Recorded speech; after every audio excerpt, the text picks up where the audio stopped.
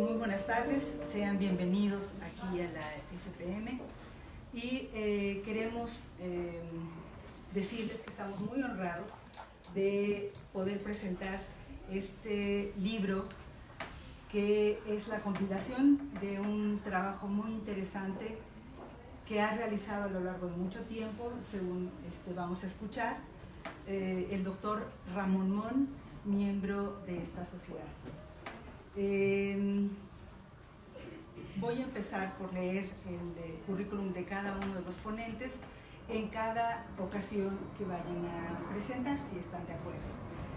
El orden va a ser el que estaba en el cartel, es decir, primero el doctor Mon, después la doctora Mirela Agme, después la doctora Patricia Ríos y por último la maestra Alma Pura. Muchas gracias. Entonces, damos comienzo. Al final de la participación de cada uno de ellos, vamos a dar paso a las preguntas que van a surgir, seguramente, porque el libro es realmente muy interesante. El doctor Ramón Arturo Mon es psicólogo y psicoanalista.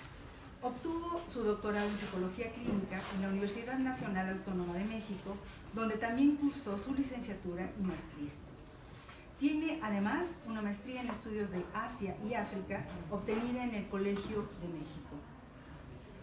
Es miembro de la Sociedad Psicoanalítica de México, de la International Psychoanalytic Association, de la American Psychoanalytic Association, de la China American Psychoanalytic Alliance y miembro honorario del Grupo Psicoanalítico de Panamá y del Instituto Catalán Donald Winnicott. En la actualidad es profesor del doctorado en Psicología Clínica de la Universidad Católica Santa María la Antigua de Panamá.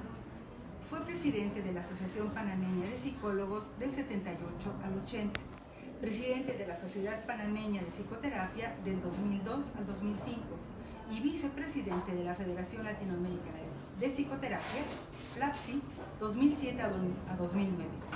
Ha publicado los libros Self, Trauma, Identidad y Sueños y Realidades de los Hijos del Dragón, que está en prensa. Ha sido consultor de la Unidad de Tráfico Humano, Asiáticos y Problemas Migratorios en América Latina. Para la Organización de Estados Americanos es todo este trabajo.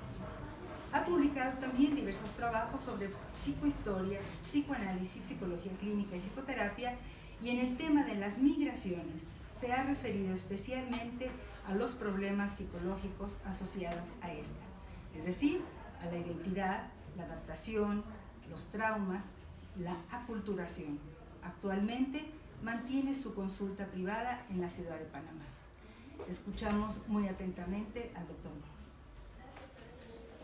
Buenas noches. Hola.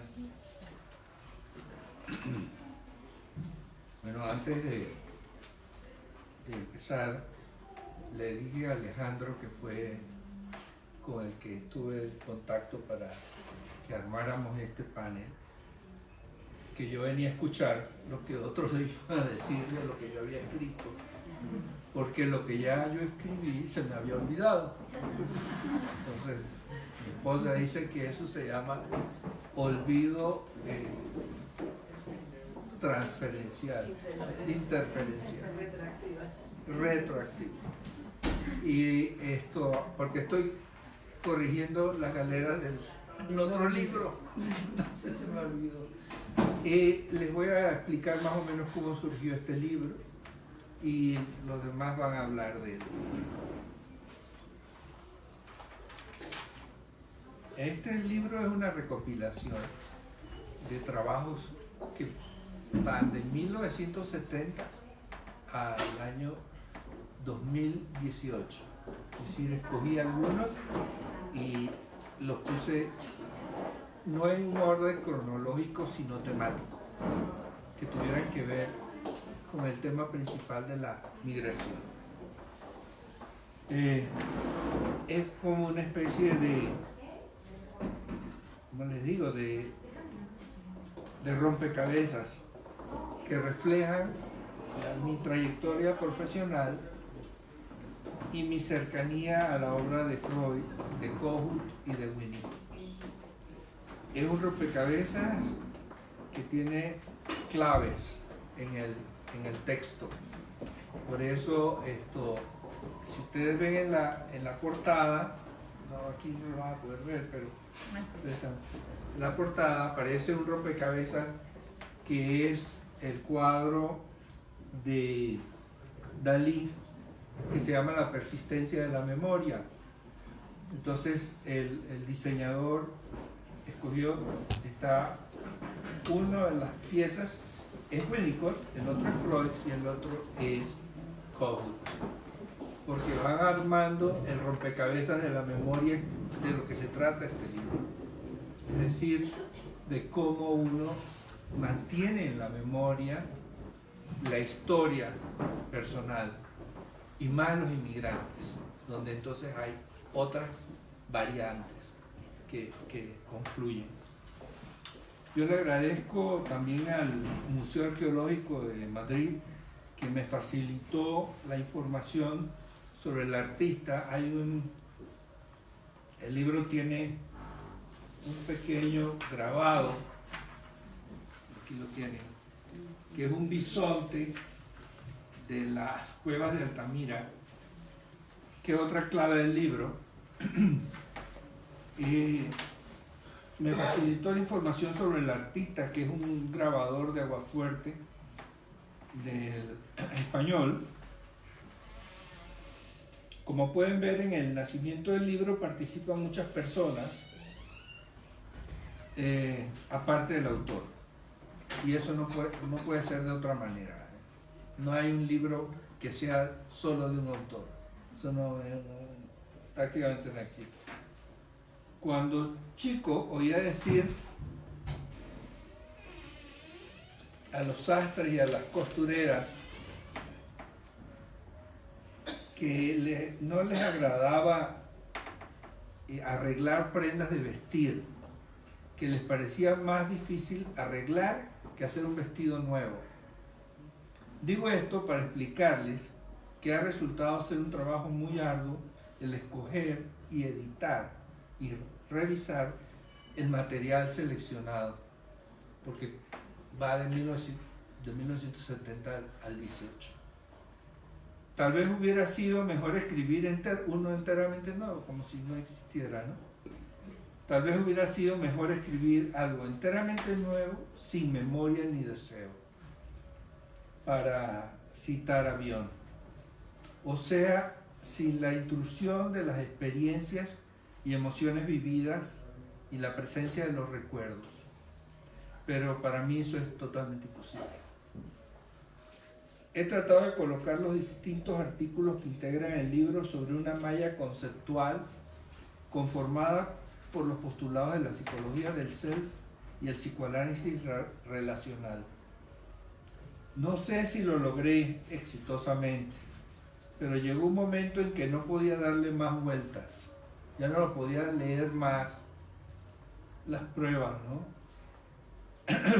Y revisiones que tuve que hacer del borrador, porque estaba en peligro de caer en un estado neurótico severo.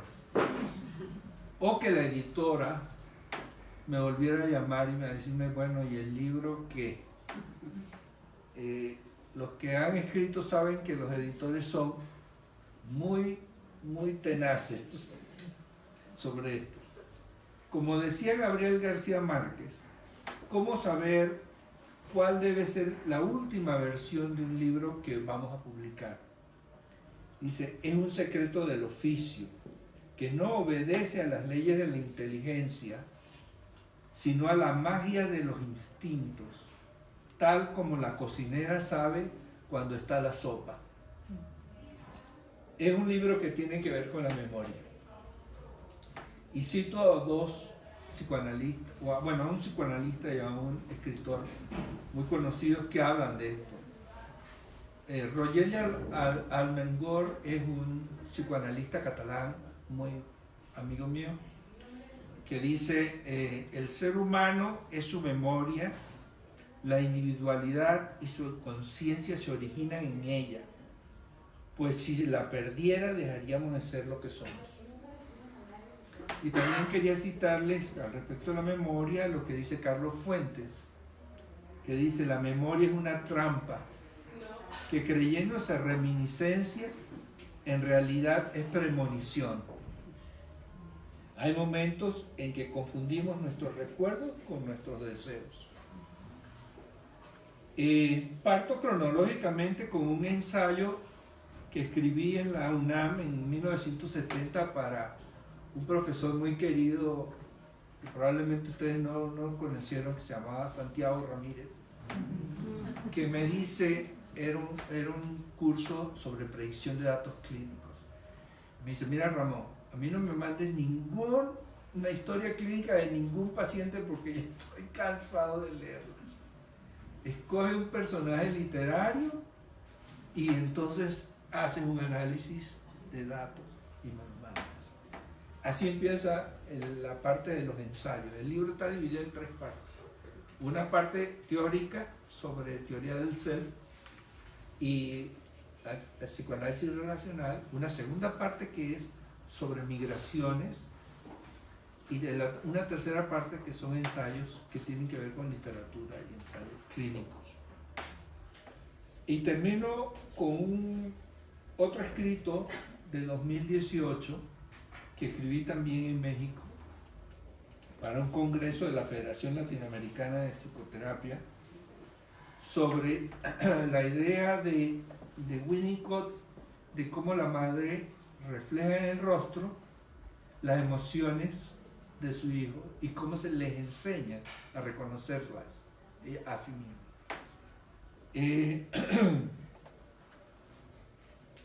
Son casi 50 años tratando de entender y pensar en mi oficio de psicoanalista. Ha sido un largo y apasionado viaje y les toca a ustedes juzgar qué tal lo he hecho. De lo que sí puedo dar testimonio fehaciente es de las emociones que me ha hecho recordar, vivir y revivir. Muchas gracias.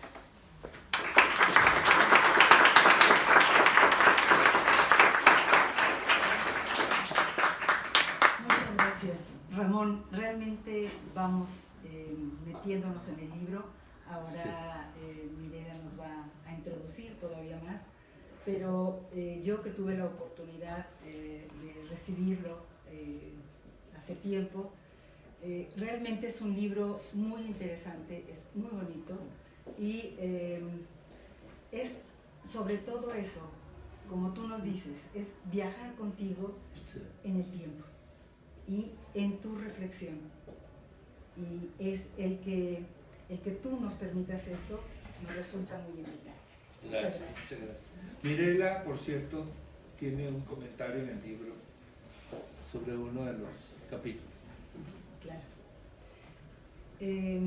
Pues Mirela Buatmi estudió la licenciatura en Psicología de la Conducta Social en la Universidad de las Américas, la maestría en Psicología Clínica en la Universidad Nacional Autónoma de México y es psicoanalista por la Sociedad Psicoanalítica de México. Tiene también un doctorado en investigación psicoanalítica hecho en el Instituto de Investigación de Estudios de Posgrado de la Sociedad Psicoanalítica de México. Ha impartido cátedras en diversas universidades, entre ellas el Centro de Estudios Universitarios Londres y la Universidad Iberoamericana. Se dedica a la consulta privada en niños y adolescentes y también adultos. Y ella nos va, justo como lo dijo el doctor Mon, además del comentario que está en el libro, Mirela seguramente nos va a dar una semblanza muy interesante acerca del libro. Adelante. Ok, gracias. Bueno, primero que nada recibí con muchísima alegría cuando tuve el honor de ser escogida para comentar el libro del doctor Ramón Mon. Y bueno, con lo que decías hace un momento, me siento muy honrada de que hayas incluido el comentario que hicimos, bueno, que hice acerca de la conferencia que se dictó en la Sociedad Psicoanalítica de México en octubre del 2013. La ponencia se llamaba Emigración, Memoria y Narcisismo, la persistencia de la memoria, que es uno de los capítulos del libro. Fue entonces donde nos conocimos, donde alcancé a percibir su gran sensibilidad, la profundidad de su pensamiento analítico, pero sobre todo su gran calidad humana. Me sentí muy identificada con todos aquellos escritos acerca de la migración y de la identidad que está puesta a prueba cuando se transita entre el país de origen y el país que te recibe. Al igual que Ramón con la cultura china, mi familia está llena de historias de migraciones, de ida y de vuelta, y de ida y otra vez de vuelta, ¿no? Inmediatamente, al empezar a leer el libro, quedé cautivada, primero, con este viaje que haces a través de cómo fuiste profundizando en el psicoanálisis y conociendo esta parte de la psicología relacional. La primera historia se me hace increíble, que es cuando de niño te llevaban a visitar a esa bruja nacida y que a través del conocimiento de una bruja en un pueblito, que la pobre bruja se estaba ya muriendo, fue como la primera aproximación hacia el oficio de curar. Me gustó mucho esta narración y la reflexión cautivadora del niño Ramón al descubrir que ciertas personas podían cambiar el destino de otros mediante la palabra y el embrujo. Y dice literalmente: este es el origen de una primera experiencia del poder terapéutico del lenguaje y la comunicación. Después de la fascinante historia de su gusto por la magia y terminar ejerciendo la magia del psicoanálisis y la importancia de su encuentro con Erich Fromm, quien fue su maestro y su analista.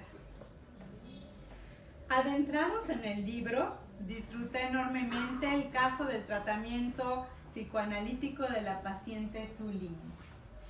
A través de los sueños, el Dr. Mon profundiza en los valiosos aspectos heredados de sus antepasados que ella, su paciente, sentía como perdidos. Son 3 sueños magistralmente interpretados, pero es el último el que más llamó mi atención. Y dice así: veo un bonsái, pero algo extraño llama la atención. El tallo está partido.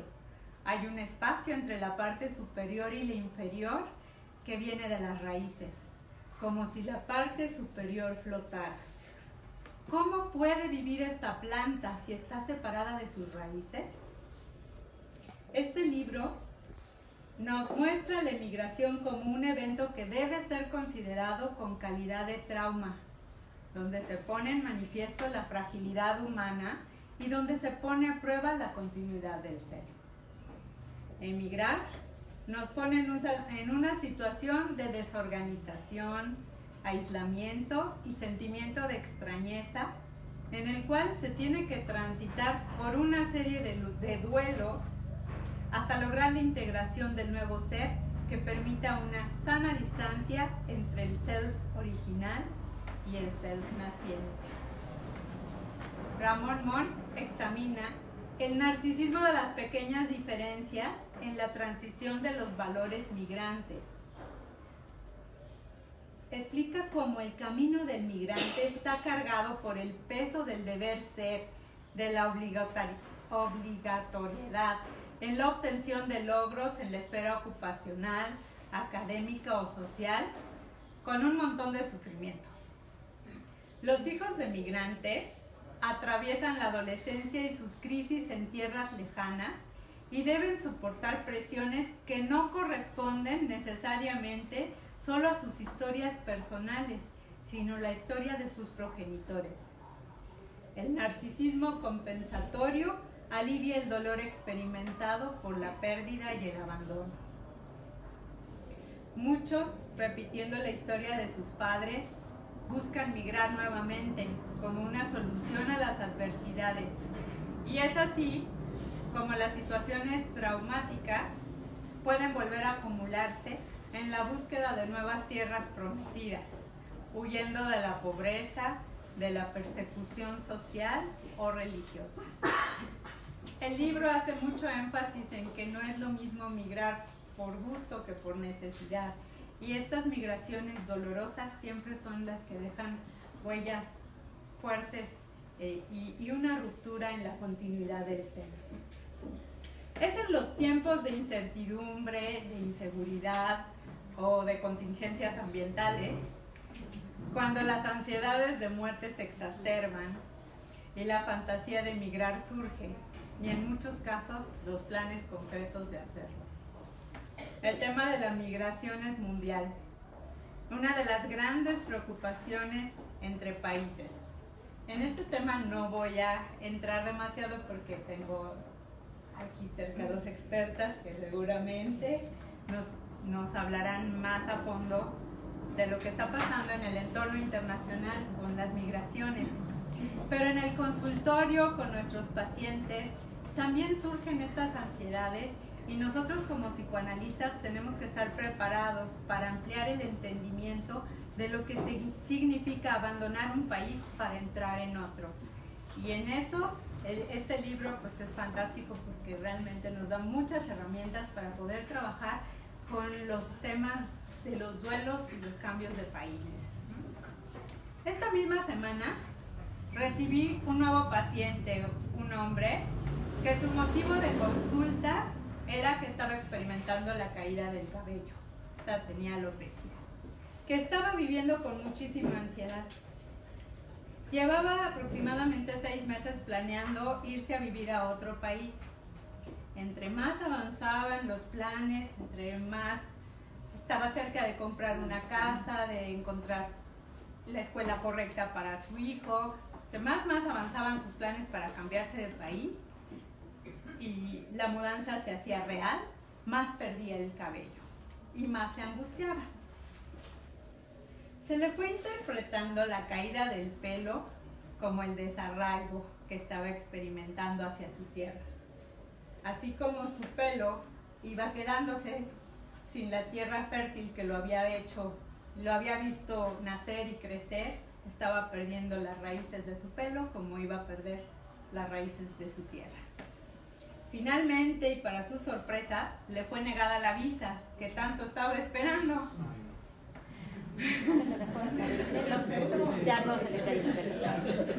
Más allá del coraje y la frustración, porque literal ya estaba crédito hipotecario, boleto de avión, escuela del hijo, o sea, ya todo listo, denegada la visa, sin ninguna razón clara, ¿no? Dice, más allá del coraje y la frustración que expresó de entrada, me dice, te voy a confesar algo. Lo que sentí fue un gran alivio. La caída del pelo se detuvo. Una reflexión interesante que encontramos en este libro acerca de la integración del self del migrante, retoma escritos de Salman Akhtar, psicoanalista hindú, donde nos dice que si fracasa la integración del self con las nuevas identidades, hay 2 posibilidades de desenlace no muy buenos para la identidad. 1 es el retiro etnocéntrico y 2, la asimilación contrafóbica. Todos hemos experimentado el enojo ante los latinos en Estados Unidos cuando fingen no entender el español, por ejemplo, con esta urgencia de integrarse en la nueva cultura. O por el contrario, nos llama mucho la atención estos pueblos completos recreando su país de origen dentro de una ciudad en el extranjero para vivir como en su añorado entorno. Lo ideal sería encontrar la distancia sana entre uno y otro y hacer surgir de ella una nueva identidad híbrida. Obviamente esto es un largo proceso, ¿no? Que no se da tan pronto como quisiéramos. Para mí ha sido fascinante leer este libro y encontrar en él a varios autores literarios que enriquecieron y lo convierten en un largo y apasionado viaje. Hay varias anotaciones, puede ser una forma de conectar con el ser creativo y encontrar nuevas razones para continuar en el viaje de la vida. Y solo me queda decirte, Ramón, que no pares, que continúes. Fue un deleite de verdad leerlo, se los recomiendo.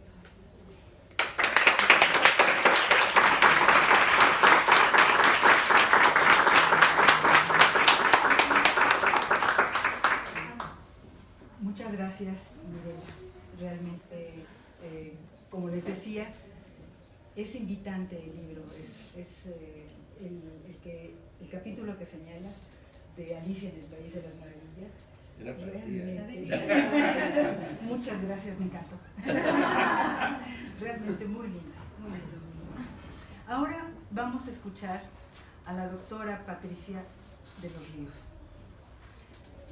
La doctora Patricia Eugenia de los Ríos Lozano es profesora de tiempo completo de la Universidad Iberoamericana, Campus Ciudad de México, adscrita al Departamento de Ciencias Sociales y Políticas desde 1995. Del 2015 al 2017 fue procuradora de los derechos universitarios. Fue coordinadora del servicio departamental y ha sido coordinadora del programa de asuntos migratorios de la Dirección General del Medio Universitario en esa misma universidad.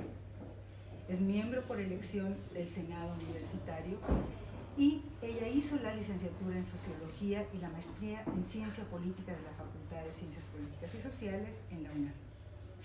La maestría y el doctorado en Ciencia Política y el Departamento de Política y Gobierno en la Universidad de Maryland College Park en Estados Unidos.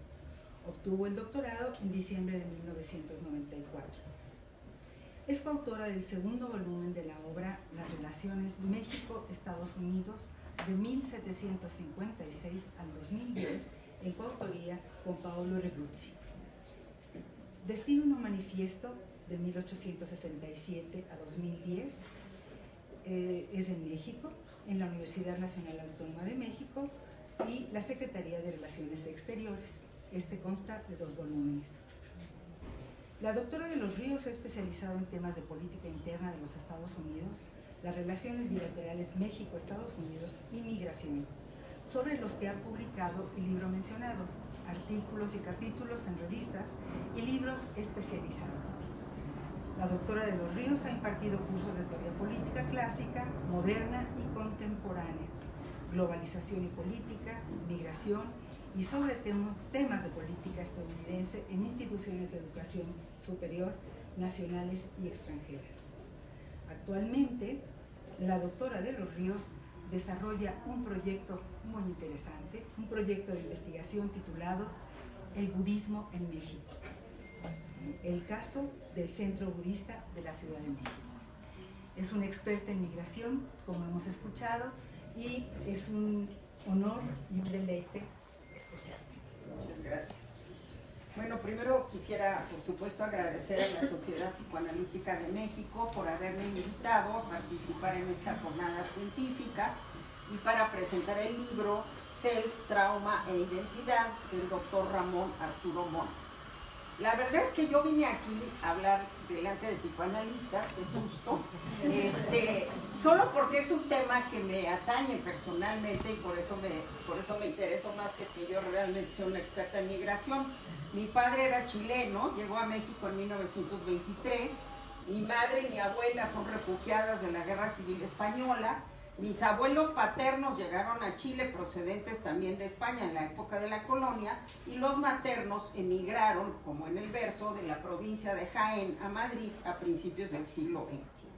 Yo misma, aunque nunca me consideré una migrante, pero sí lo fui para todas las clasificaciones internacionales de la ONU, etcétera. Yo viví, como se acaba de decir, en Maryland, en Estados Unidos, durante 5 años y medio, y esas son las únicas razones por las cuales puedo venir aquí a decir un poquito algo sobre migración. Ahora, debo aclarar que muy explícitamente me dijo la persona que habló conmigo que yo no tenía que leer el libro.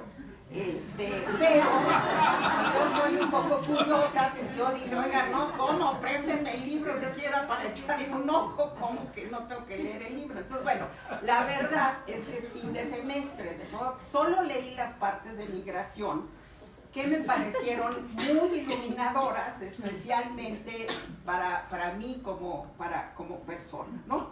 Entonces, bueno, primero, pues decir, lo dice también el doctor en el libro, que la experiencia de migrar es una experiencia quintesencialmente humana, no en vano somos una especie de animal que ha colonizado todo el planeta, ya lo está destruyendo también, pero es otra historia, que hoy no nos toca, bueno, sí nos toca, dado lo que estamos viviendo, pero en fin.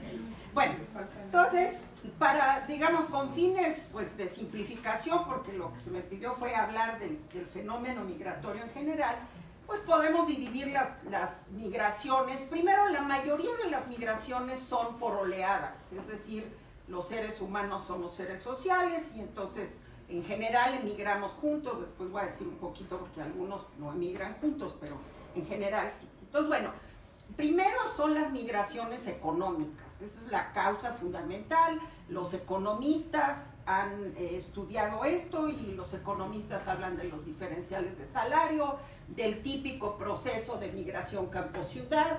Vivimos en una ciudad que se hizo así, es decir, hoy la Ciudad de México tenía cuántos les gusta a principios de siglo y cuántos somos ahora. Pues eso es el producto de la migración campo-ciudad y así es en el mundo entero. Y esto obedece a los famosos factores push and pull, es decir, los factores push pues son una economía que no genera suficientes empleos, mientras que los factores pull implican la demanda de mano de obra, es decir, no hay nadie, en general no hay mexicanos que estén emigrando a Guatemala, digamos, pero sí están emigrando, bueno ya no, porque ya está planita la cosa, pero están emigrando básicamente a Estados Unidos. Ahora, dentro de esa migración, de esta migración económica, hay una distinción que a mí me parece fundamental y es la distinción entre ser documentado o legal y ser indocumentado, evidentemente, porque aunque ambos tipos de migración coinciden en el tiempo, si pensamos en el programa Bracero, por ejemplo, donde nuestros compatriotas podían emigrar, como ahora algunos cientos o miles emigran a Canadá con papeles, al mismo tiempo se genera una migración indocumentada.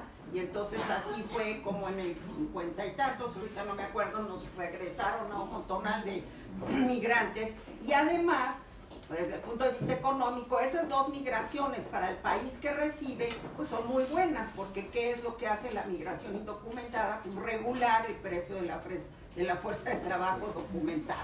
Entonces eso es un asunto muy importante.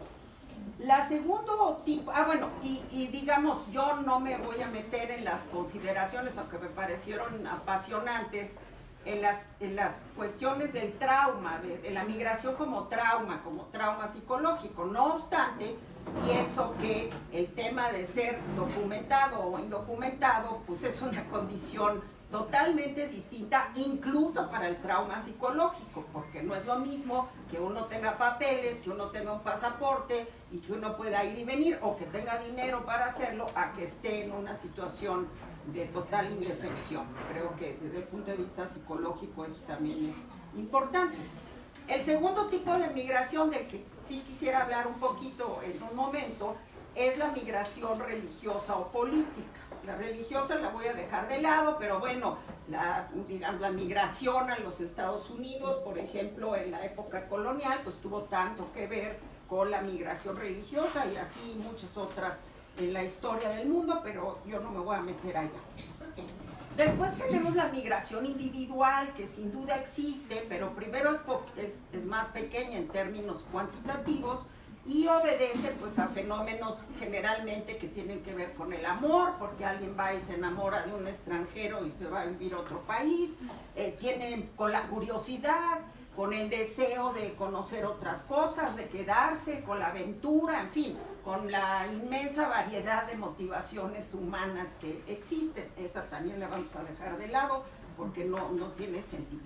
Y por último quiero mencionar, también el doctor lo hace, la migración ambiental. La migración ambiental, que viene muy a cuento con lo que estamos viviendo ahorita, es una migración que ya está ocurriendo en Centroamérica. Nomás hay que ver en lo que Neruda llamaba la dulce cintura de América, los ¿cómo se llaman estos que ahí vienen? Los huracanes nivel 5, o sea, nivel 5, uno tras otro, en una cosita de tierra de ese tamaño. O sea que la migración ambiental ya está ahí en África, etc. Pero igual esa la vamos a dejar de lado. Bueno, entonces, respecto a la cuestión económica, lo que yo decía antes, creo que es importante remarcar el tema de ser documentado o no ser documentado. ¿Por qué? Porque no es lo mismo ser una mujer mexicana indocumentada que vive en Arizona, que lleva 10 años viviendo en Estados Unidos, a la cual la pueden agarrar cuando va a recoger a sus hijos y decir, es que perdón, pero no es lo mismo una cosa que la otra, ni siquiera creo que sea lo mismo desde el punto de vista psicológico. La situación de indefensión que viven hoy los migrantes y que se menciona en la parte de 2018 del libro, pues es una cosa verdaderamente pavorosa, ¿no? Entonces, bueno, ahí sobre eso quisiera decir que bueno que se mencionó a este psicoanalista que se me acaba de olvidar, que escribió algo sobre Santiago Ramírez, sobre la psicología del mexicano, porque me da la impresión de que algo que no se menciona mucho es el tema de la globalización. Y me parece que desde él, Samuel Ramos, hasta Roger Bartra, que hablan de la psicología del mexicano y del trauma y del mexicano lleno de complejos, pues yo lo que oigo de todos mis amigos es que hay cientos de jóvenes mexicanos de clase media y alta que ya se les olvidó Cuauhtémoc y ni siquiera en este año que estamos conmemorando, ¿verdad? La conquista, ya se les olvidó todo eso y le están haciendo súper bien en Australia, en Londres y en todas partes. De modo que a lo mejor, pues quién sabe si la psicología del mexicano ya ha ido un poquito más allá.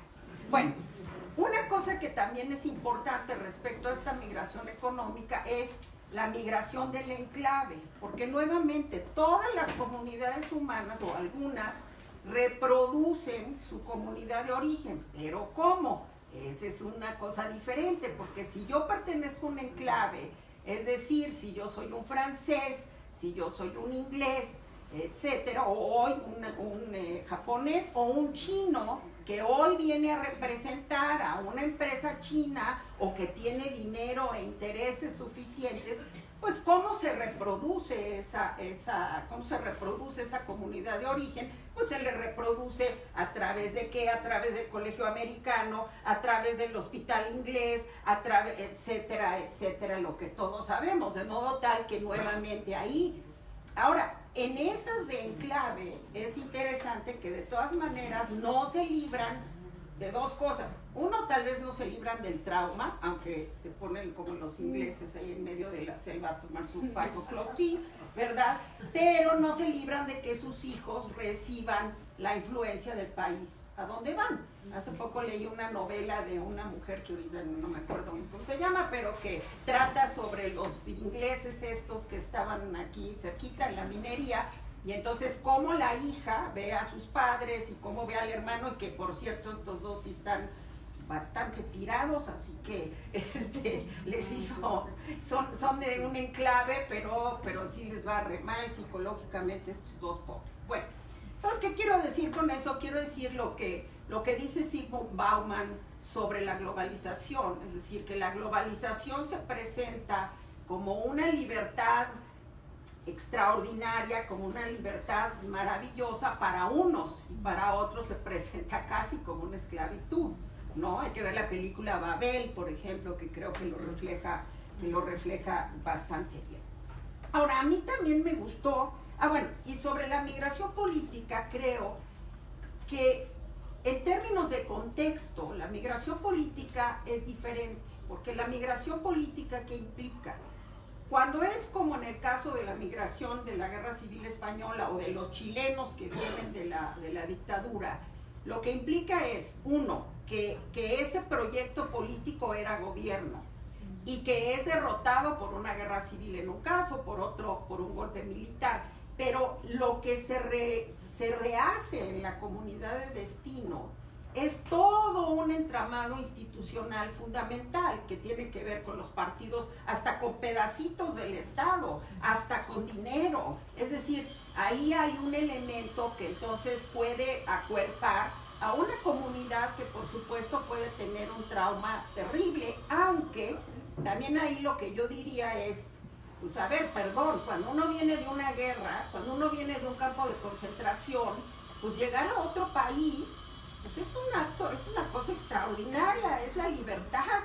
Para mi mamá, por ejemplo, la libertad en el cofre de Perote era que había café con leche hasta morir. Uno podía tomar todo el café con leche que quisiera y además con ese riquísimo pan mexicano, ¿no? A mi mamá en el campo de concentración en Francia, ella pensaba que los franceses, que sí eran bastante horribles por cierto, que los franceses la querían humillar y entonces ella nunca en el campo de concentración comió pan negro. Y en México fue chistosísima porque se volvió una devota del pan Filler, le fascinó el pan negro porque en México el contexto que le daba una significación al pan negro pues ya era otro contexto. Bueno, entonces ahí me encantó eso del retiro etnocéntrico y de la asimilación contrafóbica, porque yo creo que un tema del trauma en cuanto al enfrentamiento con el lugar a donde se llega. Yo recuerdo que mi maestra de inglés del anglo-mexicano, yo la vi en el avión en que ella se iba de México después de 40 años y la señora no hablaba español. O sea, a mí me pareció una cosa que verdaderamente me indignó. ¿Qué clase de gente es esa que vive 40 años en un país sin dejarse tocar por ese país en lo más mínimo, ¿no? Pero bueno, hay mucha gente que es así. Ahora, ¿qué diferencia es una crítica de arte como Margarita Nelken, que al día siguiente de que llega a México empieza a analizar la pintura mexicana? O Paul Bestein, ¿verdad? Yo me imagino que la formación de Paul Bestein pues tendría que ver, quién sabe con qué, porque tampoco es que conozco su vida, pero inmediatamente empieza a analizar el arte prehispánico. Entonces, esa es otra manera completamente diferente de enfrentar lo que puede ser el trauma, digamos, de la migración. Entonces, bueno, y también luego hay una serie de, en la parte política, digamos, hay una serie de cosas. Por ejemplo, los españoles refugiados estaban peleados hasta cierto punto con los españoles de la vieja colonia, pero aunque había un hospital, en el que yo nací, por cierto, que habían creado los refugiados españoles, pues muchos fueron al sanatorio español que habían creado los españoles de la vieja colonia. En ese se murió mi abuela, por ejemplo. Entonces, hay estos entramados. Los refugiados de Sudamérica llegaron a las escuelas del exilio español y algunos, por cierto, lo critican en el sentido de que les hubiera sido mucho más fácil adaptarse a México si hubieran ido a la prepa 6 y no al colegio madre. En términos contextuales, pues todos los factores que se mencionan en el libro, que es apasionante, el factor de clase, el factor de etnia, el factor... No nomás un trauma. A mí me parece que la migración es lo que le permite a gente huir de condiciones que limitan su desarrollo. Es decir, las personas, mi hija se fue a Uruguay y tenía un amiguito mexicano de Guadalajara que a todas luces era gay, pero no se había dado cuenta, de una familia súper tradicional. Bueno, el cuarto se fue a Madrid. ¿Dónde vive mejor? Pues en Madrid, no en Guadalajara con esa familia horrenda. Entonces, sí, por favor. Y es desde el punto de vista económico, de preferencias sexuales, de género. Las mujeres mexicanas le están haciendo súper bien en Estados Unidos. Entonces, perdón, pero no solo ya desde el punto de vista, perdón, de la politología y de la sociología, pues creo que es muy liberador emigrar y que entonces eso puede traer siempre un reto y ser muy bueno.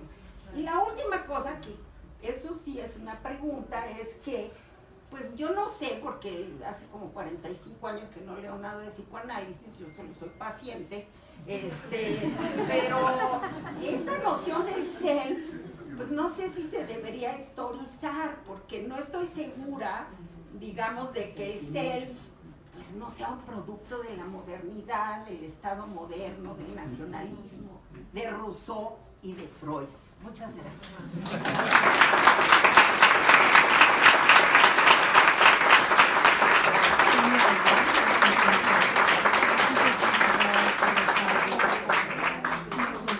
Doctora, muchas gracias. Sobre todo porque nos has hecho pensar. Nos has hecho reír y nos ha hecho que nos metamos realmente en el problema, el problema de fondo, que es qué pasa con aquellos que se mueven de un lugar a otro o que tienen que regresar, como bien nos dice Ramón en el libro, pero muy bien nos dices, ¿no? Yo diría que hay, cuando hablas del trauma y de todo esto, yo pensaría que hay un golpeteo en este self que finalmente acaba produciendo un trauma, pero que eso va haciendo cambios en la identidad, retomando justo lo del libro, ¿no? Va haciendo cambios en la identidad que no necesariamente son para mal, es cierto. Es decir, dependerá de cómo se hacen estas integraciones de lo nuevo a donde llega la gente, y en estas integraciones cómo se enfrenta este mundo nuevo en el que va a vivir quien ha migrado. Y entonces en ese crecimiento, en esa nueva identidad, como en el caso que nos mencionas, a veces puede ser muy rico, muy liberador, porque hay una elaboración, porque pudo haber todo este golpeteo, todo este cambio, pero finalmente hay también una cosa para adelante, ¿no? Muchas gracias. Gracias a ustedes.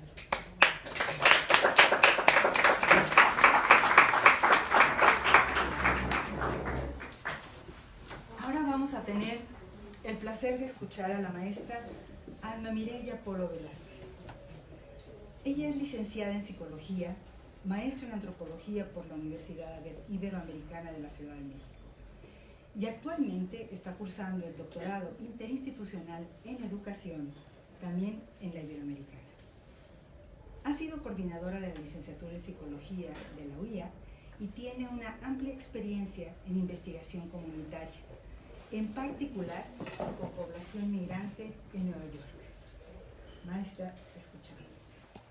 Hola, muy buenas tardes a todos. Gracias a la invitación a la SPM. También comparto el temor de saber que están psicoanalista de Patti, pero me siento en la confianza porque hay muchos exalumnos de la Ibero y maestros de la Ibero también, y algunos de los que están aquí también han ido a este programa en Nueva York. A mí también me da pena, pero a mí también me dijeron que no tenía que leer el libro, sino que lo que querían era que compartiera la experiencia y el trabajo que se ha realizado con migrantes mexicanos en Nueva York de parte del Departamento de Psicología de la Universidad Iberoamericana. Entonces, lo que les voy a compartir es primero un trabajo de investigación que se hizo sobre la situación en la que se encuentran los migrantes mexicanos en esta ciudad, un acercamiento a cuál es el programa que se está llevando a cabo y en las diferentes instancias en que se está llevando, y finalmente una reflexión acerca de un modelo en el que se puede hacer una intervención a partir de las organizaciones sociales y de las universidades. Entonces, pues bueno, a este trabajo le hemos llamado la otra cara de la gran manzana. Yo creo que todos tenemos una idea de lo que es Nueva York y nos imaginamos Central Park, los museos y toda la infraestructura que tiene la ciudad, pero atrás de esa ciudad hay una gran cantidad, millones, se calcula más o menos 10 millones de mexicanos que están 5 millones de mexicanos, perdón, que están de manera indocumentada en Estados Unidos, ¿no? En particular, pues hay algunas zonas que son mucho más atractivas por los factores que comentaba Push de migración, que son pues oportunidades de trabajo que no están encontrando en México. Aparte de que se ha generado también una cultura de migración en muchas de las comunidades en México, en las que el migrar ya casi se convierte en parte de los ritos de iniciación o los ritos de madurez de los adolescentes. Bueno,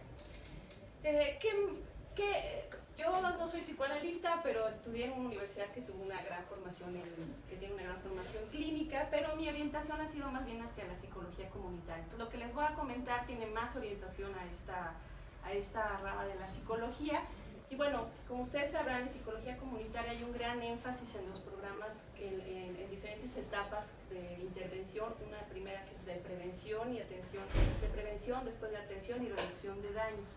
Entonces, mucho de lo que hemos hecho durante nuestro programa en Nueva York tiene que ver con estos tres niveles. Igualmente, pues se ha buscado que la intervención se haga a partir de un diagnóstico para que ese diagnóstico avale la intervención que se ha hecho y después se pueda hacer una evaluación de esta intervención. Y bueno, es una cuestión circular porque esta evaluación lleva pues a nuevas maneras de hacer diagnóstico y también de mejorar y enriquecer la intervención.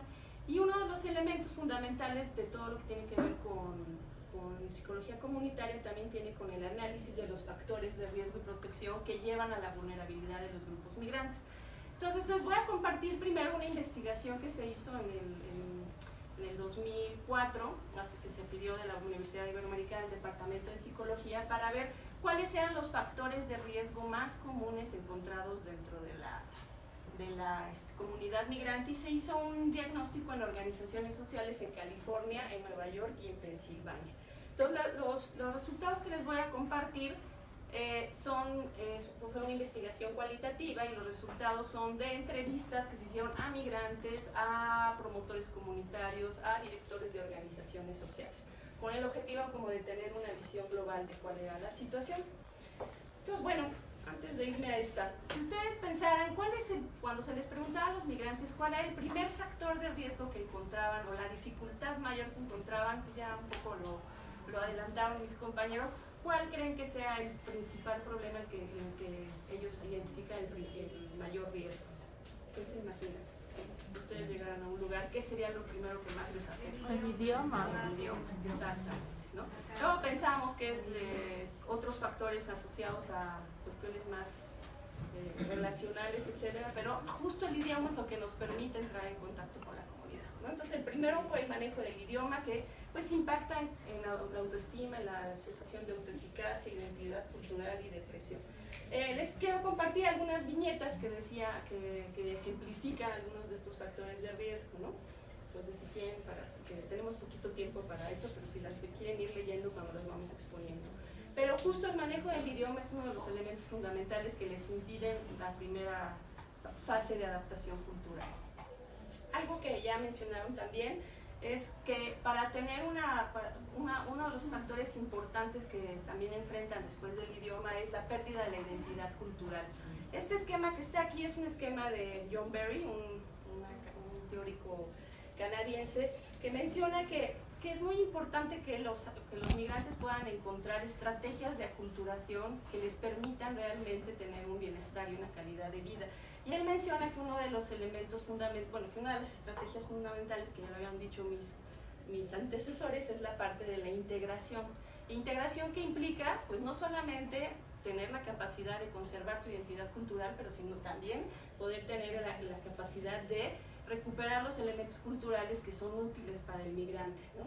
Las otras estrategias, como verán, que tiene que ver con asimilación, segregación y otra que estoy medio ciega, marginación, asimilación, marginación, tienen que ver con qué tanto vas conservando tu identidad cultural. Te decía Patti, ¿no? No sé si alguien vio la película de Spanglish, ¿no? Hay una escena que me impacta mucho, que es cuando llegan ellas con la mujer con su hija, todas angustiadas de que van a llegar a Estados Unidos y van a tener que hablar inglés y adaptarse a toda la cultura, pero justo llegan a una comunidad donde todos hablan español, ella trabaja en una lavandería y todo, pero a la larga tiene que salir de allí y empezar a generar pues esta capacidad de introyectar o de internalizar también aspectos culturales de Estados Unidos. Entonces, quien vio la película es bien interesante, pues porque primero ve como la necesidad de adaptarse al idioma, entender la estructura familiar de esa familia disfuncional en la que estaba, y llevando a su hija también a que logre esta integración. Al final de la película es muy interesante lo que logra la hija, ¿no? Donde ella dice, pues soy parte de mi mamá, pero también de alguna manera pues tengo que estar en esta nueva cultura. Pero también, como decían, eso tiene que ver con las estrategias de la sociedad que integra a la persona migrante. No es lo mismo, como decía Patti, estar en Texas que estar en Nueva York. Nueva York es una ciudad naturalmente intercultural y multicultural, donde es más fácil que el migrante tenga la posibilidad de integrarse, ¿no? Tienes muchas ganas de integrarte, pero el lugar al que vas no te lo permite, y a lo mejor en ese lugar lo que tienes que desarrollar es una estrategia distinta. A lo mejor ahí sí tienes que asimilarte por completo, ¿no? Un estudio muy interesante también un teórico que se llama Robert Smith hizo un seguimiento de los niños que tenían éxito escolar, ¿no? Los agarró desde niños y hasta que fueron adultos, y iba viendo cuáles eran los elementos que tenía que desarrollar para poder tener esta integración o no desertar de la escuela y ser exitosos. Y uno que menciona que me llamaba mucho la atención es que que tenía que desarrollar identidades transitorias, ¿no? Entonces, por ejemplo, mencionaba mucho uno de que la secundaria eran pues casi todos compañeros gringos, y entonces él tenía que volverse un poco, hablar inglés, volverse totalmente anglosajón, pero en la prepa a la que lo mandaron eran puros latinos, entonces mantener esa identidad no le servía absolutamente de nada, entonces tenía que transformarse en un latino, hablar como latino, vestirse como latino. Entonces, visto desde lejos eso parecería como disfuncional, pero en realidad son estrategias de adaptación. Entonces ese es un primer elemento, ¿no? Otro que, bueno, indudablemente afecta el bienestar y la calidad de vida de los migrantes es la discriminación, que lleva a aislamiento. Igual, hay diferentes maneras de enfrentar la discriminación, en eso coincido con Patti, ¿no? Depende también qué tanto traigas arraigada tu cultura y con eso te defiendas, ¿no? A lo mejor, por ejemplo, algo que nos decían en el Bronx era que curiosamente, que los que más discriminaban no eran los anglosajones, sino los mismos latinos, ¿no? Los puertorriqueños, los dominicanos, pero no por otra cosa, sino porque pues empezaban a quitarles los trabajos a ellos, ¿no? Entonces les podían decir tortilleros, México come tacos, etcétera. Pero para unos eso podía ser un honor y decir, sí, yo soy come tacos, ¿no? Y tú eres un puertorriqueño adaptado y asimilado aquí a Estados Unidos. Pero para otros sí implicaba pues muchísima afectación a su autoestima y a su identidad, y pues entonces tendían a aislarse. Más vulnerables, como también ya lo han comentado, pues depende de las edades, ¿no? Los adolescentes son retos grandes porque no solamente están encontrando su propia identidad, sino que también tienen que encontrar una identidad en un nuevo contexto. Entonces, esta viñeta me llama mucho la atención porque ahora es mucho más abierta a la discriminación, pero en muchas escuelas está prohibida la discriminación. O sea, si una escuela es reportada porque discriminaron a un latino, incluso pueden cerrarla. Pero justo nos decía esta promotora comunitaria, es que a veces la discriminación es tan sutil como invitan a una fiesta y a los únicos que no invitan es a los niños mexicanos, ¿no? O hacen una redada porque sospechan que hay armas y a los únicos ¿cómo se llaman? Los lockers que revisan son los de los niños latinos, ¿no? Entonces esa discriminación pues va permeando de distintas maneras. Otro factor de riesgo que nos ha llamado mucho la atención es todo lo que está relativo con la familia, ¿no? Evidentemente la desintegración familiar, pues bueno, son familias que se separan, que de alguna manera tienen que vivir diferentes circunstancias mientras la familia completa pueda migrar, si ese es el caso, ¿no? En algunos lugares nos mencionaban que relacionaban la figura paterna con el teléfono, ¿no? Entonces cuando sonaba el teléfono y hablaban de Estados Unidos, pues ese era el papá, ¿no? Entonces los niños, su imagen paterna era el teléfono, ¿no? Los cambios en la estructura familiar es muy interesante porque, lo voy a decir un poquito más adelante, pero por ejemplo, a los niños, los que ya de segunda generación que ya nacen, pues ya hablan perfectamente el inglés. Y el idioma se vuelve una estrategia de poder. Los niños saben lo que viene en las calificaciones de la escuela, los niños son los que acompañan a los papás al hospital para traducirlos, los niños son los que, pues de alguna manera tienen el dominio de la cultura. Pues, imagínense lo que eso implica en el contexto familiar, ¿no? Ellos son los que tienen el poder, entonces cambia por completo. U otros aspectos, por ejemplo, yo creo que si a ustedes yo les digo estoy chipil, todos saben qué significa eso de estar chipil. Entonces en una de las organizaciones nos decían, por ejemplo, que hasta la comunicación emocional es complicada, ¿no? Porque ¿cómo le explicas a tu hijo que habla un perfecto inglés y que estás chipil, ¿no? O que estás molesta, ¿no? Por ejemplo, otro caso que nos decían era de un pequeñito que estaba en una organización que trabaja para la deserción escolar y que no quería poner atención y la mamá lo regañaba y le decía, y el niño le trataba de explicar en inglés qué estaba pasando, hasta que una de las alumnas de la Ibero se acercó y le dijo, pues, ¿qué pasa? ¿Por qué están molestos? Es que este niño no quiere estudiar. Y el niño le explicó en inglés, es que me duele la muela, ¿no? Entonces, desde algo tan sencillo como expresar me duele la muela, pero si no compartes el idioma y los elementos culturales, es complicado, ¿no? Bueno, de estas ya no tengo viñetas porque también son del mismo consulado. Algo que se ha ido incrementando también en la población migrante es la violencia doméstica y la violencia laboral. La violencia doméstica también está relacionada, perdón, me adelante. Otro de los problemas también es la parentalidad. También lo que decía Gaby, los roles sexuales, los roles estereotipados se han ido han ido cambiando mucho en Estados Unidos. Hay gente que viene de México con una visión de pues la mujer es la que limpia, la que ayuda en la casa, la que hace todo, y de repente cuando migran tienen que ser responsables de todo, limpiar, hacer todo, ¿no? Entonces también las mujeres pues tienen que cambiar muchos de los roles que aprendieron, ¿no?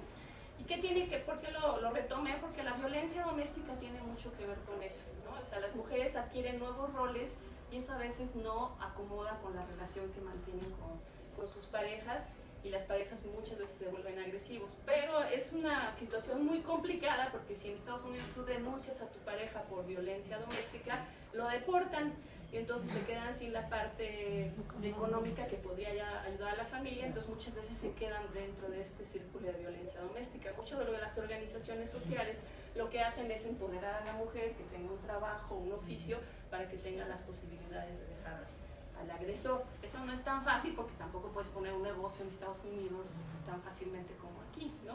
Hay mucho más regulaciones, pero para eso están las organizaciones. Algo importante, y ustedes sabrán que en un contexto nuevo el tener una red de apoyo social es indispensable. Entonces, al no contar con estas redes, pues también están en una situación de mucha vulnerabilidad los migrantes. Aunque es curioso porque aquí, bueno, en México, por ejemplo, en Nueva York le dicen Puebla York, ¿no? Porque está lleno de poblanos, ¿no? Ahorita ya hay mucha gente del Estado de México y también de la Ciudad de México, pero pues no se puede migrar si no tienes a algún poblano que te reciba allá, ¿no? Entonces se vuelven unas redes muy interesantes, pero que luego se van desdibujando y eso pone también en vulnerabilidad.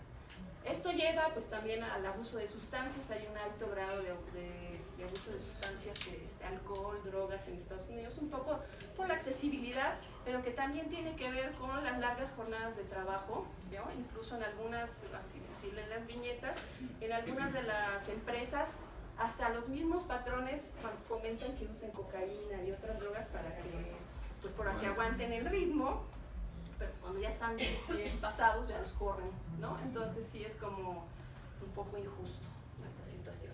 Otra, pues bueno, ya lo han mencionado, también son los duelos. Es una de las características fundamentales del aspecto psicológico.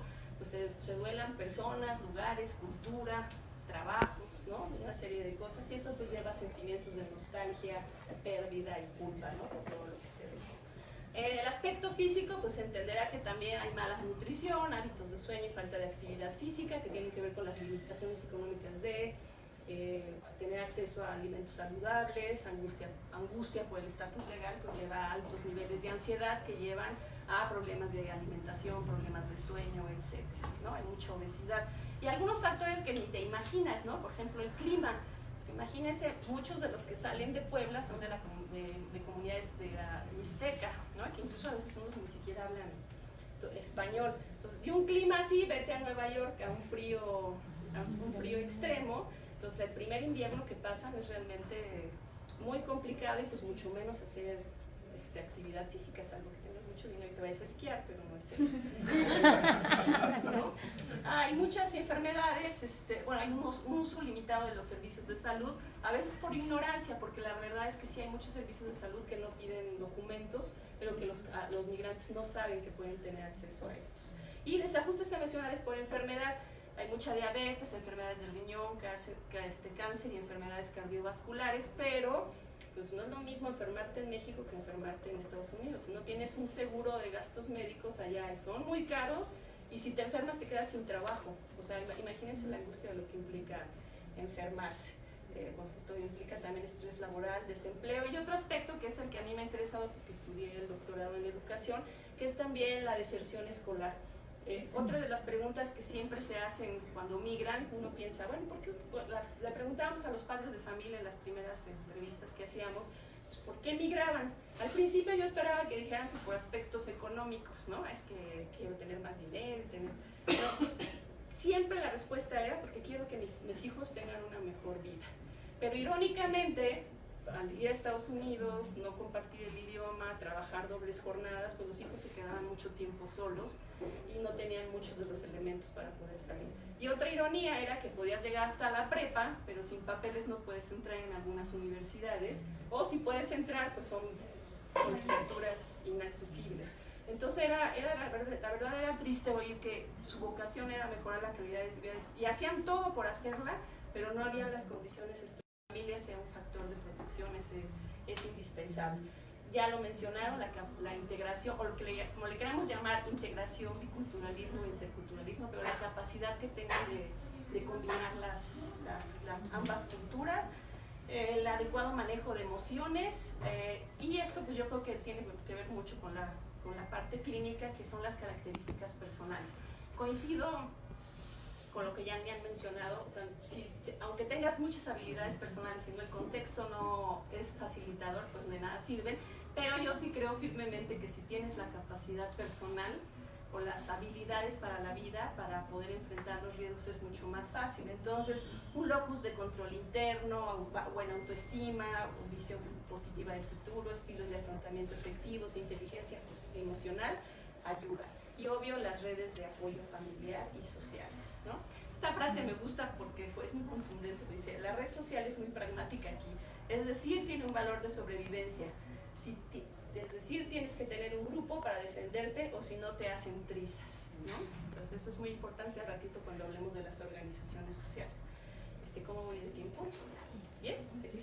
Bueno, ¿qué hallazgos preliminares después de esta investigación? Pues encontramos que era muy importante trabajar preventivamente con comunidades expulsoras y con migrantes potenciales. ¿Por qué? Por una experiencia muy particular que tuvimos en un grupo focal con adolescentes migrantes. Pues todos tenían problemas de la deserción escolar, de que se peleaban entre bandas, pues muchos problemas como cotidianos que tenían que vivir. Y recuerdo mucho una frase que me impactó de uno de estos adolescentes, que decía, es que la verdad es que si me hubieran dicho la neta, yo no me venía, porque si a mí me pintaron Nueva York como lleno de oro y iba a estar en las discotecas y iba a estar todo maravilloso, y si la realidad con la que me encontré pues es guerras entre bandas, no estoy con mis papás, ¿no? Entonces yo creo que sí es importante como trabajar previamente. Y otro aspecto fundamental fue encontrar que había pocos servicios de salud mental para los migrantes, ¿no? En las organizaciones poca ayuda hay, si la hay es de latinos que no conocen mucho la cultura mexicana, entonces pues no entienden el culto a la Virgen, no entienden por qué le van a la América, yo tampoco, pero a un mexicano sí entiende qué es eso, ¿no? La importancia de la reducción a la exposición de los factores de riesgo, buscar la manera de que los migrantes no estuvieran tanto en contacto con ciertos factores de riesgo, por ejemplo la discriminación, el uso de sustancias, etcétera, y cómo de alguna manera fomentar los factores de protección que llevaran a mayor resiliencia y reducción de la vulnerabilidad. El también fomentar las estrategias de adaptación sociocultural, el desarrollo de herramientas indispensables para la adaptación sociocultural. Es indispensable que si vas a trabajar en una organización, pues empieces desde el idioma y generación de procesos autogestivos. Bueno, con esta realidad de esta investigación, llegamos a la Ibero y estaba de directora alguien que estaba por ahí, que se llama Rosalba, y entonces le expusimos los resultados de la investigación y pensamos, pues si tenemos un programa de prácticas, no sé si todos saben que en el Departamento de Psicología en la Ibero, los alumnos tienen prácticas desde primer hasta último semestre y van yendo a diferentes instituciones. Entonces dijimos, ¿por qué si tenemos este programa de prácticas, pues no lo abrimos para Nueva York y los alumnos se vayan de intercambio y puedan tener una intervención? Y entonces desde el 2006 lanzamos a los alumnos y han ido por ahí. Por ahí estaba Adriana Loyola, ella se fue ella se fue a Chicago, creo que Luz Vázquez, no creo que esté hoy aquí, también se fueron varios de los alumnos de aquí, se fueron también a Nueva York, ¿no? Entonces, a partir de 2006, 120 alumnos han participado, hemos apoyado a 10 organizaciones y al consulado, y se van con una práctica y hacer un servicio social. Y la idea es que se vayan con capacitación y supervisión. Cristina Curiel también es una de las maestras que capacitan a los alumnos que se van. Así que si ven, la SPM ha tenido algo que ver en este programa, ¿no? Bueno, el trabajo en el consulado, los alumnos tienen dos experiencias interesantes. Trabajan tanto en las organizaciones sociales durante el semestre de manera continua y eso les permite tener un contacto cercano con los migrantes y hacer un vínculo y conocerlos de manera más cercana. Y trabajan en el consulado donde nada más pueden ver a los pacientes a ver a los migrantes solamente una vez y por una hora y nunca vuelven más, ¿no? Entonces son dos modalidades de intervención interesantes. Aquí en el consulado, primero pues, se realizan 4 acciones: diagnóstico y detección de necesidades. Se busca pues, como buen proceso comunitario a partir de las necesidades de la comunidad. Procesos de prevención que tienen que ver con psicoeducación y promoción de la salud, acompañamiento y orientación psicológica, y vinculación y articulación con servicios de salud y redes de apoyo. Rápidamente, después quien quiera tener más información, hay varios documentos. La prevención, lo que se hace, imagínense en el consulado, yo creo que diariamente confluyen en el consulado unas 200 o 300 personas que van a hacer trámites para sacar su pasaporte, etc.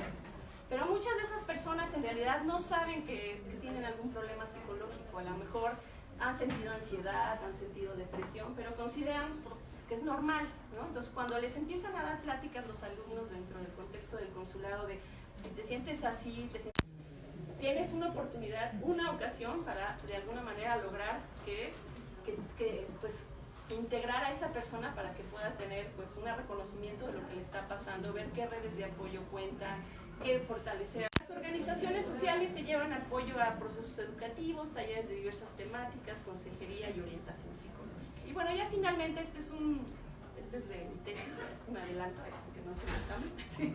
Pero ¿cuál es el papel de las organizaciones sociales, ¿no? O, por ejemplo, de las universidades? Y hay un autor, Isaac Prilensky, que trabaja comunitario, que dice que es muy importante cuando haces una intervención considerar 3 dimensiones: la persona, la relación y la colectividad, ¿no? Nosotros generalmente ubicamos nuestra intervención como psicólogos en la persona nada más, ¿no? Dar algunas habilidades, por ejemplo, bueno, lo que se hace en este proyecto, habilidades para la vida, educación emocional, etcétera, pero que también es importante considerar lo relacional, ¿no? No solamente lo que pasa internamente, sino también cómo se vinculan, cómo trabajan con la familia, con grupos de apoyo, y pues también tomar la colectividad, ¿no? ¿Qué pasa con la cultura y cómo a través de generar procesos interculturales y de acompañamiento para tener procesos comunitarios y capital social para vincularnos con organizaciones, pues lleva a estos 4 elementos que nos han parecido importantes: generar participación, que los migrantes sepan que ellos pueden obtener participación cívica para cambiar las condiciones que están viviendo; capacidad de resiliencia, que sean capaces de, aún a pesar de la adversidad, poder sacar recursos importantes para su adaptación y su bienestar; acción y cambio social; y empoderamiento. Y perdón que dije todo muy rápido, pero les agradezco su atención. Y bueno, nada más sugerir, la sinergia entre instituciones lleva a mejores cambios, entonces ojalá que pensemos, ya que me invitaron, si ya saben cómo soy, para que me invitan, hacer sinergias con las instituciones. Si podemos hacer la SPM y la Ibero algo, si alguien de los estudiantes se quiere ir a Nueva York durante un verano o quieren cursar alguna materia y desarrollar desde el psicoanálisis estrategias para apoyo a los migrantes, pues creo que podríamos hacer cambios más significativos. Gracias.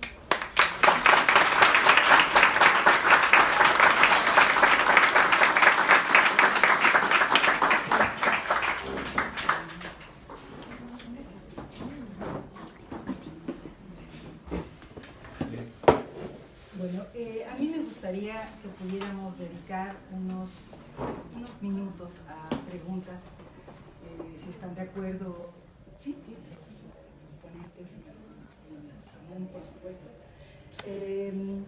Tenemos poco tiempo, entonces les pido que sean breves y eso va a facilitar que puedan responder. ¿Puedo hacer un comentario a algo? Vamos entonces, me parece muy bien. Sí. Vamos primero a hacer las participaciones de la mesa y después ya daremos al público. No, yo le quería comentar algo porque me parece muy interesante lo que está presente, todo el estudio que están haciendo. Yo solo he trabajado con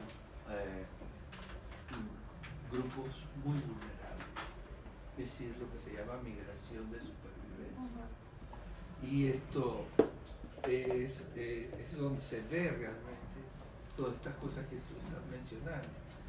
Pero una cosa que hemos observado es que hay que empezar con los niños y los adolescentes. Es el camino para abrir el asunto, porque muchas veces ya los adultos no podemos hacer muchas cosas. Si tienes poco tiempo, el one session que dices, trabajar con los niños es fundamental. Con los hijos de estos inmigrantes que reciben todo el peso emocional y material del proceso migratorio. Entonces, ayudarlos a eso va a acelerar mucho más. Sí, totalmente de acuerdo. Nada más que las personas que van al consulado generalmente son adultos, por eso... No, digo los que van a Nueva York, por ejemplo, porque hay que enseñarles también cuáles son las instituciones que sí los pueden ayudar y que son gratis. Nueva York, Chicago, así. ¿Alguien más quisiera comentar? Bueno, entonces vamos a dar la voz al público. Por favor. Bueno, primero decir que estoy de acuerdo con Patricia en el sentido de que creo que además de traumático, en la migración, en la medida que uno, bueno, que el migrante se deje tocar por lo otro, en todos los sentidos que implica trasladarse a otra cultura, puede ser incluso hasta un principio de salud mental, dejarse tocar por lo otro. Y en ese sentido, cuando, es una pregunta ahora, cuando sucede eso, cuando sucede que el migrante se deja tocar por lo otro, de la otra cultura, la pregunta es posible el retorno? Porque hay una cosa un poco sin retorno cuando uno se deja tocar. ¿A dónde se vuelve? ¿No? ¿O de dónde? ¿No? O sea, en términos ya más analíticos, ¿no? O sea, ¿de qué retorno podemos hablar y si ahí hay una posibilidad o una imposibilidad? Bueno, no sé, yo lo que te diría, hasta tengo ejemplos en mi cabeza, no sé, tengo un amigo chileno, por ejemplo, que tiene un hijo, 2 hijos. Un hijo fue a Chile, se fue a Chile, los 2 hijos pues vivieron en México, crecieron en México, los papás están en México y uno de los hijos se fue a Chile, ¿no? Y luego, bueno, los otros fenómenos como ser Argenmex, como, ¿no? Todas estas cosas híbridas. Yo a lo que me refería en términos de retorno y de la dificultad del retorno es más bien cuando hay una deportación, cuando hay un nuevo trauma para regresar a tu país después de 18 años en otro, etcétera. Más a eso me refería.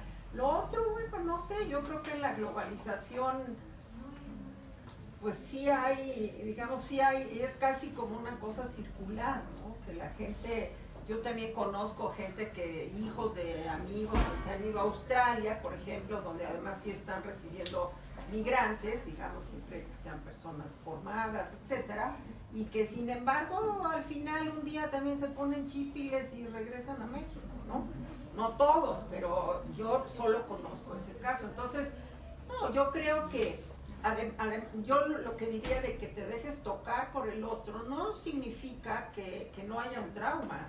Es decir, yo conozco ese caso que cité de Margarita Nelken, por ejemplo, estudiando la pintura mexicana, no, pues su vida era tremenda y le estaban pasando cosas horribles, pero la manera que, o sea, el hecho de que tú te intereses por el lugar al que llegas y que además tengas el capital cultural para hacerlo, eso es lo que te permite de una u otra manera vivir. No te evita todo lo demás, no te evita que la mente sea que a tus abuelos los hayan matado en un campo de concentración o todas las otras cosas horrendas que pasan, pero sí que eso te permite como dar un paso y estar. Entonces no, yo sí creo que si te dejas tocar por lo otro, no sé, pienso en Molina, ¿no? Pienso en tanta gente que finalmente que se fue a otro lado, que vive en otro lado, pero que mantiene unas relaciones con México súper cercanas, y así otros ejemplos de otros países, ¿no?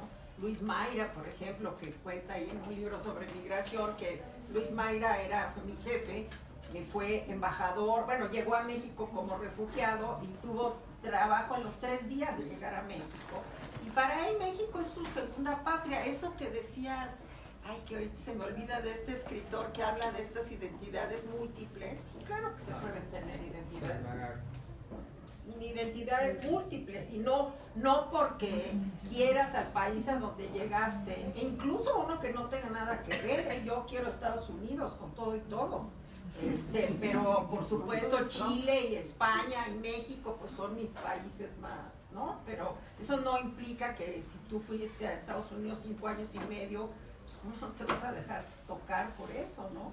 Entonces no, yo sí creo que al contrario, que mientras más te dejes tocar por los demás en general, pues tienes más posibilidades de ser crítico respecto a tu propio país y a ti mismo, sobre todo, y tu familia y todo lo demás. Pero claro que sí puedes, porque lo otro, o sea, vivir en la Villa Olímpica, vivir en el barrio chino de San Francisco, vivir en no sé dónde, ahí cerradito, los rusos que no saben hablar, y luego cómo se ven en Israel, por ejemplo, los rusos ahí están todos hechos bolita, los de origen árabe todos hechos bolita, y entre ellos tampoco se llevan. Entonces, no, bueno, es complicado. Mirela Es difícil porque vives fuera y eres extranjero, quieres regresar y también ya no eres ni de aquí ni de allá, y es algo más complicado. Fíjate que en comunidades de retorno, en algunas poblaciones que regresan a los niños les dicen güeros, ¿no? Dice, ya llegó el güero, aunque sea moreno y todo, ¿no? Pero es como, te volviste gringo y ahora ya tampoco te conocemos. Y tengo a una amiga que son güeritas y vivieron en Estados Unidos, en Park City, a las niñas, y son güeritas y bien parecidas las niñas, y de todas formas eran beans, les dicen beans en la escuela.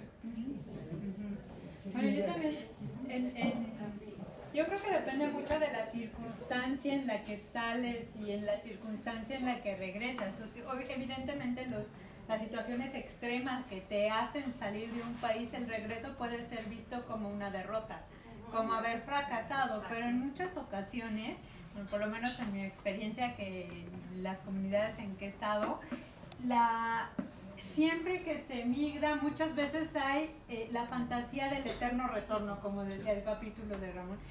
Siempre está la fantasía de me voy por un tiempo, triunfo en el otro país que me da más posibilidades y regresaré como un héroe a mi nación, o esperaré a que termine la guerra, como en mi caso, que yo vine por un año a México, llevo 40 y muchos, porque estábamos esperando a que acabe la guerra, ¿no? Entonces vengo por un año, el año fue, bueno, me quedó otro, y nunca regresé. Entonces, pues bueno, pero en mi familia, por ejemplo, siempre hubo esta fantasía de un día vamos a volver, y un día vamos a estar otra vez con la familia y nos vamos a reencontrar. Entonces todo depende mucho de las circunstancias. Creo que puedes regresar, sí, si las circunstancias lo permiten, las condiciones del país que por alguna razón te expulsó lo permiten, puedes regresar, y puedes regresar mucho más enriquecido, ¿no? Más triunfante quizá, ¿no? Pero las situaciones donde se sale de la adversidad y hay una deportación, yo creo que el regreso sí es un fracaso, se vive como un fracaso y se regresa con más problemas, porque, pues, por ejemplo, los migrantes mexicanos que tienen que ahorrar no sé cuánto dinero, Alma sabrá cuánto se necesita para cruzar, no sé si Mínimo 20,000 pesos, y lo que se endeudan para lograr irse y ser deportado al tercer día significa estar en un grave problema, ¿no? Entonces yo creo que sí tiene que ver. Sí, eso en la Asociación Psicoanalítica de Madrid tuvimos un panel ahí, presentando un libro que tenía que ver con esto, con el mito del eterno retorno, porque los que trabajaban directamente con magrebíes y personas subsaharianos decían que ellos siempre estaban con la idea de que había una fantasía colectiva de que iban a regresar, y que iban a regresar muy, muy cambiados y muy enriquecidos al África subsahariana. Eso es prácticamente imposible. Eso lo hacen 3, 4 que pueden hacerlo, que tienen las condiciones para hacerlo. Y las posibilidades que se le abren en Europa, por ejemplo, para educarse, generalmente son mínimas. Es muy triste realmente ver, yo no sé, digamos, de los casos aislados, pues de gente muy bien educada que se va y emigra, ¿no? Eso. Pero la masa, como está pasando ahora, de 27 en una lancha de piscina tratando de cruzar el Mediterráneo, eso es otra cosa, es otro mundo. Y recuerdo que en ese seminario vimos eso, sobre todo qué podíamos hacer con todo, o ayudar para que la gente pudiera bajar a la realidad y empezar a encontrar soluciones. Y yo creo que lo que Alma presentó es un trabajo fantástico, bien hecho. Bueno, más bien hay que luchar desde el lado de los países receptores, pues, por los derechos humanos y por condiciones políticas que sean menos, digamos, un país como México, que tiene tradición de asilo político, por ejemplo, pero no es lo mismo ser refugiado español o ser refugiado chileno o argentino que ser hondureño, y dentro de centroamericano no es lo mismo ser guatemalteco que ser hondureño. Entonces, pues ahí más bien lo que hay es que luchar políticamente para que se respeten los derechos humanos de los migrantes y para que, en fin, bueno, como ahora la idea que no está tan mal, pero tardará cuántos años les gusta, 20 años, si se llegara a implementar, de decir, no, a ver, hay otros países que son responsables de crear condiciones mejores, por ejemplo en Centroamérica, ¿no? Porque bueno, los centroamericanos emigran porque la política exterior de Estados Unidos a lo largo de un siglo algo ha tenido que ver con las condiciones que imperan en esos países. Entonces ahí más bien son organizaciones de los países receptores que luchen políticamente porque haya otras condiciones. Es muy complicado porque muchos de los refugiados en Europa y incluso en América tienen la marca del colonialismo en sí. Y realmente sienten que no tienen derechos. ¿Dices el propio migrante? El propio migrante. Pues, tiene una carga interna psicológica de la opresión. Don Cárdenas tiene un libro muy interesante que se llama La marca de la opresión, que tiene que ver con esto. Y yo ahí enfatizaría el papel de la sociedad civil para generar esta concientización de sus derechos y empoderarlos, ¿no? Sí. Que decía, mira, hay muchos migrantes que pensando en esto de que se van a quedar 1 o 2 años, nunca ejercen sus derechos cívicos, por ejemplo, nunca abren una cuenta bancaria, nunca compran una casa, pero porque creen que iban a estar 1 año, Sí. ¿no? O nunca aprenden inglés, ¿no? No, pero sí el papel de la sociedad civil, eso implica que para nadie es ajeno el problema de la migración, es como, eso le pasa a otros, ¿no? O sea, quién sabe, a todos nos puede pasar en algún momento y no pensar que no somos parte del proceso que lleva a que gente, de veras, porque a veces idealizamos, ¿no? Pues es gente que se va porque quiere, pero lo que decías, ahorrar, vender tu casa, dejar tus hijos, atravesar una frontera que te puede implicar la muerte, o sea, ¿no? Y llegar a un lugar donde no sabes si vas a tener trabajo, o sea, de veras que tienen una capacidad y una resiliencia que es obligación, digamos, de la sociedad civil, ayudar a que eso se potencialice y sean capaces de reconocer sus Yo no sé derechos. si ustedes lo han observado en los estudios en Nueva York, que muchos no entienden ni siquiera cómo funcionan las tarjetas de crédito Sí. y cómo pueden pagar las cosas a través de una tarjeta de... No saben cómo abrir una cuenta, No saben. Pero lo extraordinario es que pueden llegar de una comunidad indígena en México, perdón, es que, a ver, uno que tiene pasaporte, que tiene no sé qué, yo ya quiero ver cómo podría yo mañana llegar a donde les gusta, pues me muero de miedo, y la gente, y hasta Nueva York me muero de miedo, pero quiero decir, ¿cómo llegan desde Puebla hasta Nueva York. Y a veces sin hablar ni español, ¿eh? Sí. Conocí uno contigo que aprendió a hablar español en Nueva York. Sí. Sí, Patricia, y tienes que leer el libro entero. Claro, no, el libro es fantástico. Porque se disocian. Son casi zombies. Sí. Es trabajar, ¿verdad? 12, 14 horas, sales y vuelves a trabajar de nuevo a las 6 de la mañana. Y viven así. Están totalmente disociados, ¿no? Pero nada más antes de que... Sí, perdón, ya estamos sobre el tiempo. Estaba primero la persona de allá atrás. Nosotros tenemos acá. Perdón, ¿estabas tú? Desde hace rato. Sí, por eso te doy la palabra. Sí. Bueno, quiero felicitar a Ramón porque me parece un libro muy congruente con la parte del psicoanálisis en términos de que hablas de ti. Sí. Entonces, esa parte de introspección y de hablar de quién eres y exponerlo, pues creo que es muy importante y que además tiene que ver mucho con lo relacional, ¿no? Sí. El hablar de quién es el analista, quién es la persona que está exponiendo lo que piensa, ¿no? Y por ese lado también me gustaría que nos platicaras un poquito cuál es tu interés o tu conexión con el psicoanálisis relacional, porque bueno, creo que tu libro es de psicoanálisis y hemos platicado de cosas muy interesantes, la verdad que a todos nos han ilustrado muchísimo, pero creo que la parte de lo que es el psicoanálisis y lo que es lo relacional, pues es algo también muy importante.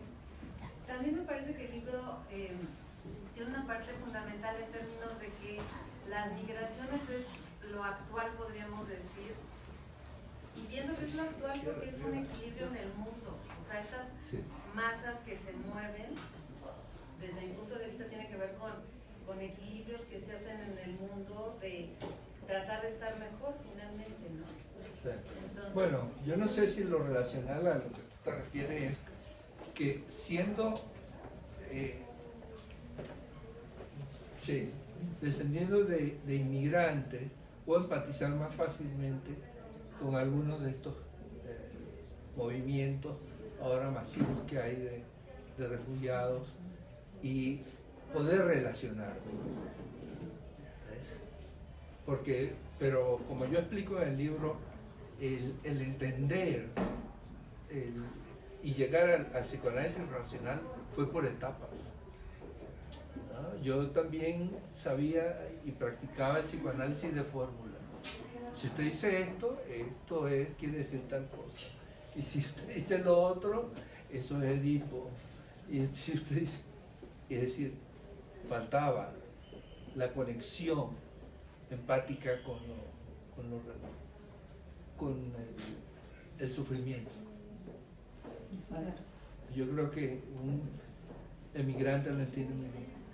Sí, perdón, fuimos. un minuto nada más y después quisiera cerrar y hacer los honores. Justamente lo que yo quiero enfatizar es que lo que están ustedes mencionando es la función empática. Los inmigrantes vienen en un estado de shock que yo creo que se mantiene a través de muchos años.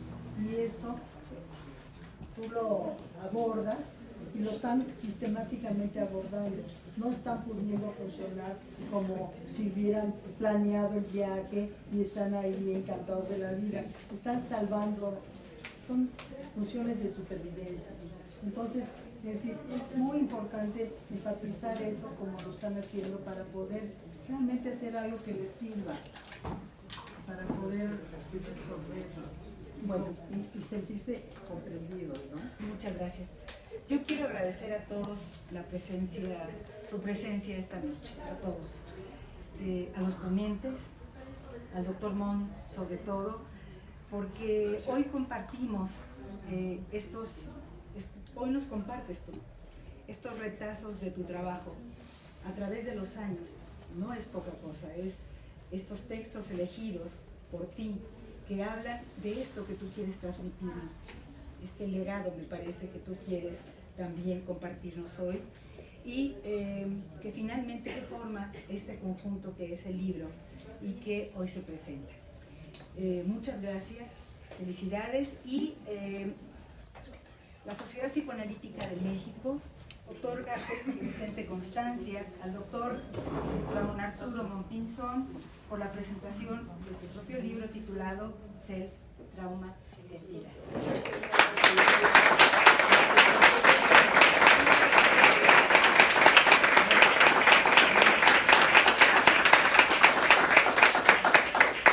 Gracias por venir. La maestra Mirela Buarne Atme por su participación, comentarios en la presentación del libro. Gracias.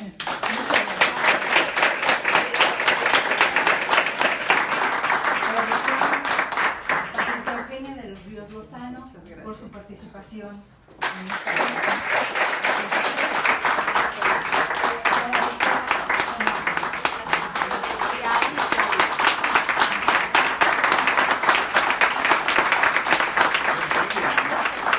Muchas gracias, un placer tenerlos y nos vemos pronto.